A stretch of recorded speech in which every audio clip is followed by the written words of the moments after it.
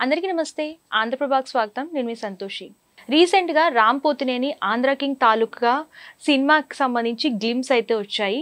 దీని గురించి మనతో చర్చించడానికి సీనియర్ ఫిలిం జర్నలిస్ట్ అయినటువంటి నారాయణ రాజు సార్ ఉన్నారు. నమస్తే సార్. నమస్తే సార్. అసలు ఈ ఆంధ్ర కింగ్ తాలూకా ఎలా ఉండబోతుంది అంటే గ్లిమ్స్లో చూసుకున్నట్లయితే సినిమాకి సంబంధించి ఒక స్టార్ హీరో సినిమాకి సంబంధించి దీని గురించి గ్లిమ్స్ అనేవి వచ్చాయన్నమాట.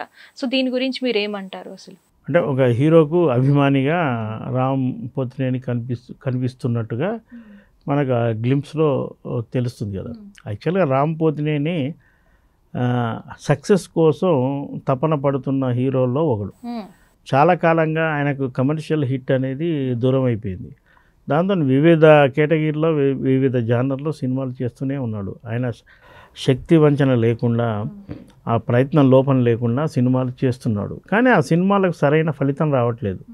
ఆయన మంచి పేరు తెచ్చిన ఇస్మార్ట్ శంకర్ పార్ట్ 2 కూడా, డబుల్ స్మార్ట్ అనే సినిమా కూడా చేశాడు. దానికి కూడా కాలేదు. ఈ సీనియర్ హీరోలు అంటే సంఖ్యాపరంగా రామ్ తక్కువ సినిమాలు చేసినప్పటికీ సీనియర్ హీరోల్లో ఆయన ఒకడు. ఆయన బ్యాచ్ హీరోలు, ఆయన తర్వాత వచ్చిన వాళ్ళు మంచి వేగంతో దూసుకెళ్తుంటే రామ్కు మాత్రం కొద్దిగా ఇబ్బందికరమైన పరిస్థితి వచ్చింది. ముఖ్యంగా రామ్ మాస్ హీరోగా ఎదిగే ప్రయత్నం మొదటి నుంచి చేశాడు. కొన్నిసార్లు ఫలితం వచ్చింది, కొన్నిసార్లు రాలేదు. ఈ నేపథ్యంలో తాజాగా ఆయన మహేష్ బాబు డైరెక్టర్తో ఈ సినిమా చేస్తున్నాడు. ఆ సినిమా టైటిల్ ఏంటి అనేది వాళ్ళు గ్లిమ్స్ వరకు వెల్లడించకుండా లీక్ చేశామని అనుకున్నా. అప్పటికి లీక్ అయింది. అది ఆంధ్ర కింగ్ తాలూకా. యాక్చువల్గా కొద్ది రోజులుగా మన ఆంధ్రాలో పిఠాపురంలో పవన్ కళ్యాణ్ ఎమ్మెల్యేగా గెలిచాక ఈ పిఠాపురం ఎమ్మెల్యే తాలూకా అని స్కూటర్లకు, బస్సులకు ట్రెండ్ అయింది కదా.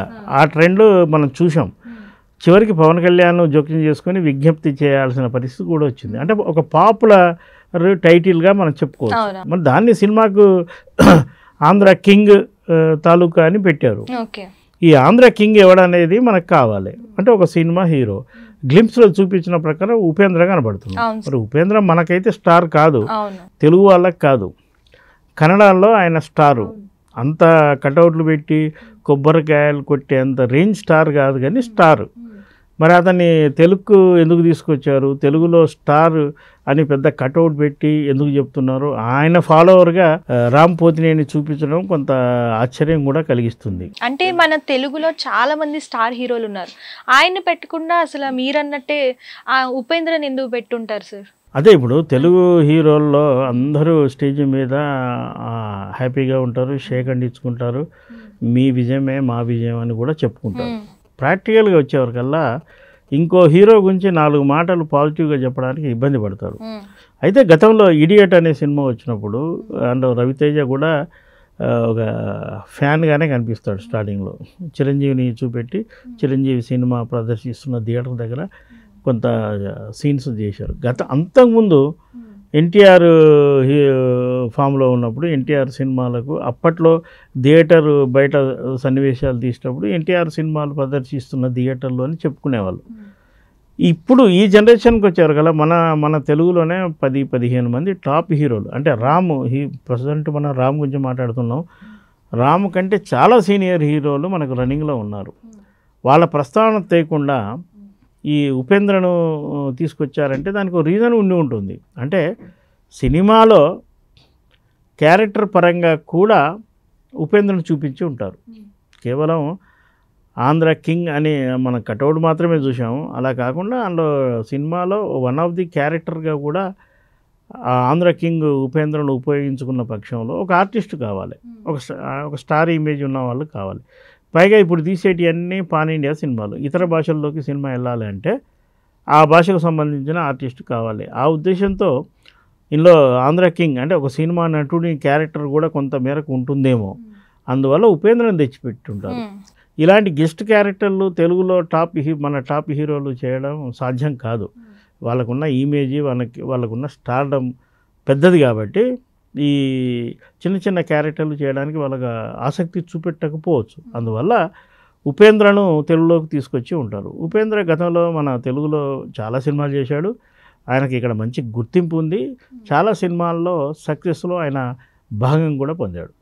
అంటే ఈ గ్లిమ్స్లో చూసుకున్నట్లయితే ఎగ్జిబిటర్లపై పడే ఒత్తిడి గురించి కూడా ఈ గ్లిమ్స్లో చూపించారనమాట.